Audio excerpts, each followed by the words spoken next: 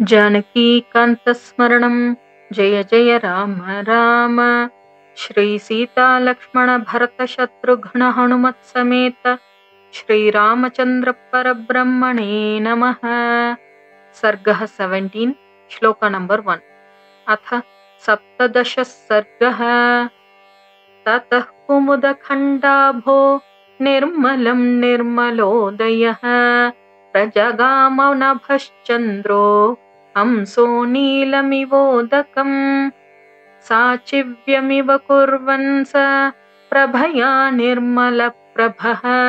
चन्द्रमा रश्मिभिः शीतैः सिषेवे पवनात्मजम् स ददर्श ततः सीतां पूर्णचन्द्रनिभाननां शोकभारैरिव न्यस्तां भारैर्नावमिवाम्भसि दिदृक्षमाणो वैदेहीं हनूमान् मारुतात्मजः स ददर्शा विदूरस्था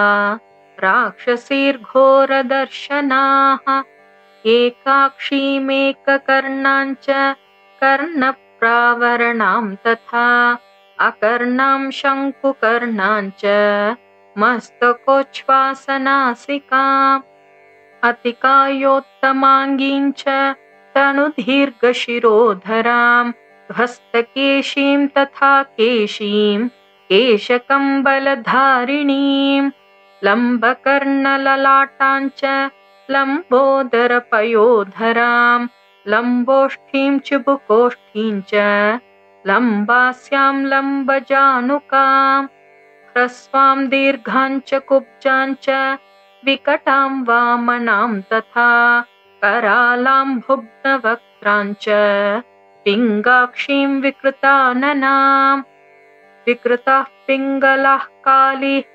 क्रोधनाः कलहप्रियाः कालाय समहाशूल कूटमुद्गरधारिणीः वराहमृगशार्दूल महिषाजशिवामुखाः गजोष्ट्रहयपादाश्च निखातशिरसोपराः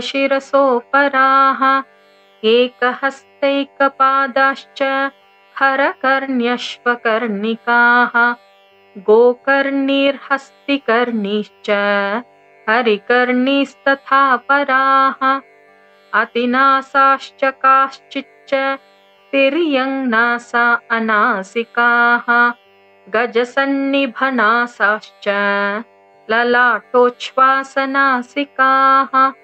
हस्तिपादा महापादा गोपादः पादचूलिकाः अतिमात्रशिरोग्रीवा अतिमात्रकुचोदरीः अतिमात्रास्य नेत्राश्च दीर्घजिह्वाननास्तथा अजामुखीर्हस्तिमुखीर् गोमुखीः सूकरीमुखीः अयोष्ट्रखरवक्त्राश्च राक्षसीर्घोरदर्शनाः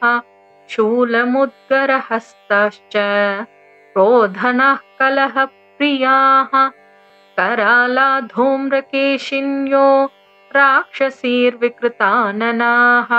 पिबन्ति सततं पानं सुरामांसः सदा प्रियाः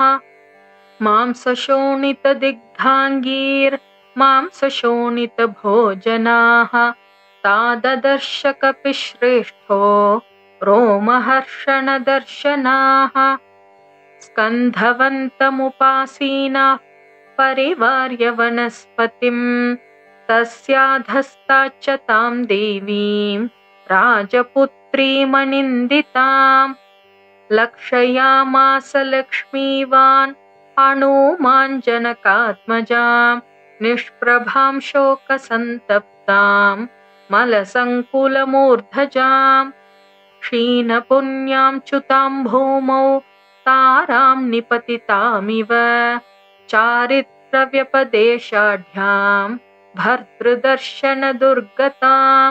भूषणैरुत्तमैर्हीनां भर्तृवात्सल्यभूषितां राक्षसाधिपसंरुद्धां बन्धुभिश्च विना कृतां वियूथां सिंहसंरुद्धां बद्धां गजवधूमिव चन्द्ररेखां पयोदान्ते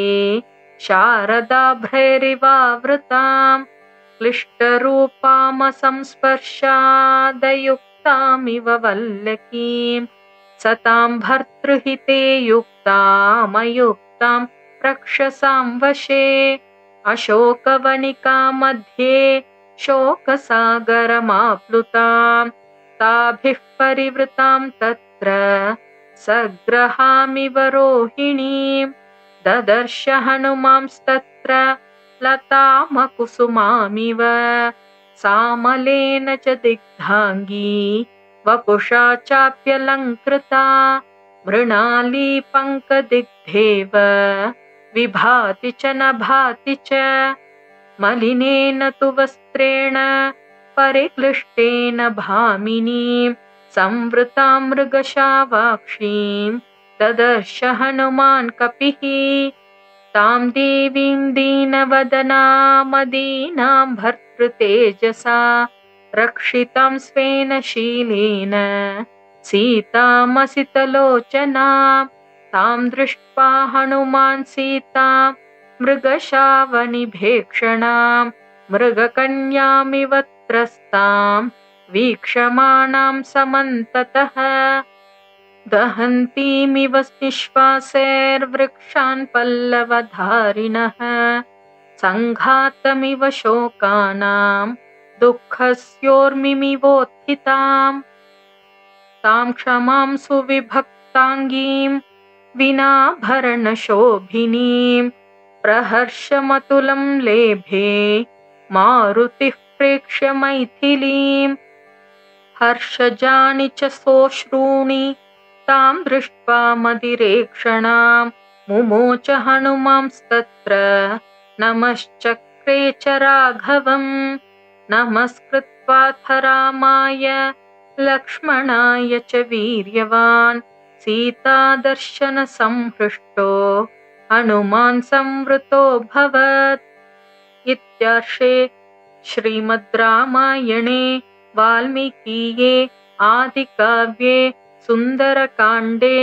17 सर्गः। जानकीकान्तस्मरणं। जय जय राम राम।